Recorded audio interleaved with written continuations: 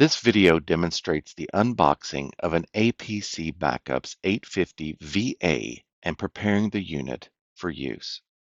To begin, cut the tape that seals the box and open the box. Remove the power plug from the cardboard cover and then remove the cover. Remove the documentation and take out the USB Type-B cable from the bag. Set this cable aside because we're going to use it later to connect the UPS to the computer so the computer knows it is connected to a UPS. Now remove the UPS from the box and remove the plastic. The plastic is taped around the power cord, and this is where you will see the USB Type-B connector to which the USB cable will connect.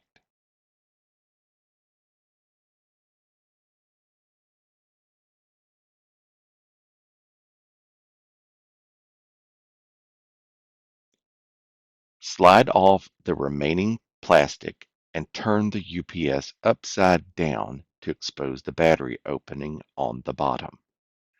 Push down on the two grips on the slide and slide off the cover. Turn the UPS right side up and jiggle the case to get the battery to fall out.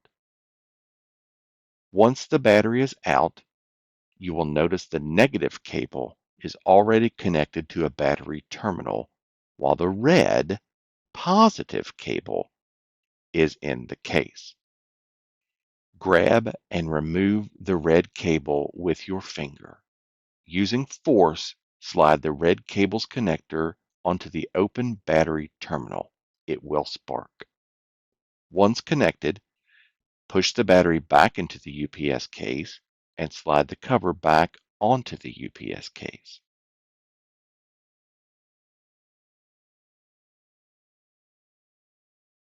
Remove the quality control test results paper and tape from the side.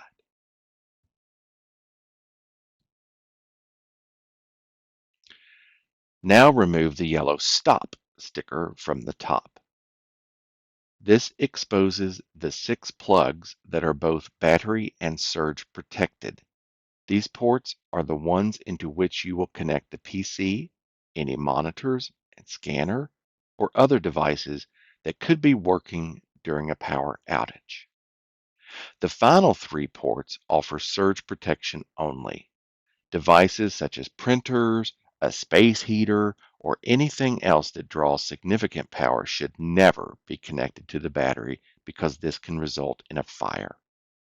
These units also have 2 USB 2.0 ports on the battery that offer 2.4 amp charging for your mobile devices or can power a desktop USB fan, something of that nature.